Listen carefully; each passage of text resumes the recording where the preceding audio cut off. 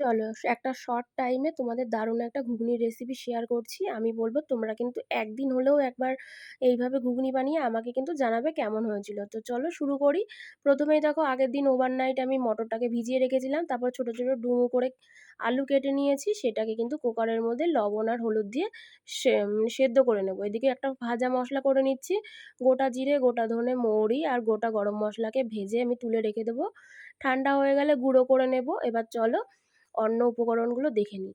এদিকে কড়াই গরম হয়ে গেছে, তেল দিয়ে এদিকে নারকেল ছোট ছোট করে কেটে নিয়ে সেটাকে কিন্তু ভেজে লালচে করে তুলে নিয়েছি। সেই একই তেলের মধ্যে দিয়ে দিয়েছি গোটা জিরে, আদা, কাঁচা লঙ্কা, টমেটো পেস্ট, ভালো করে নেড়ে চেড়ে স্বাদ অনুযায়ী লবণ, হলুদ গুঁড়ো, কাশ্মীর লঙ্কার গুঁড়ো দিয়ে আর ভাজা যেই মশলাটা করেছিলাম সেটা গুঁড়ো দিলাম 1 চামচ।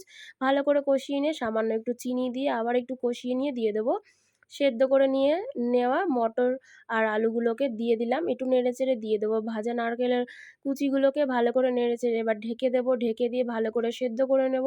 সেদ্ধ হয়ে গেলে ভালো করে খুন্তির সাহায্যে নেড়েচেড়ে একটু ঘন হয়ে গেলে সেই ভাজা মশলাটা দিয়ে দেবো। তারপরে কিন্তু গরম গরম নামিয়ে নেব।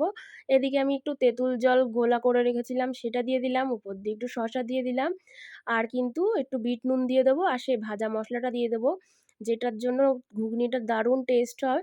আর উপর দিয়ে একটু ভুজিয়া দিয়ে দেবো। এবার নামিয়ে নিয়ে গরম গরম পরিবেশন করলে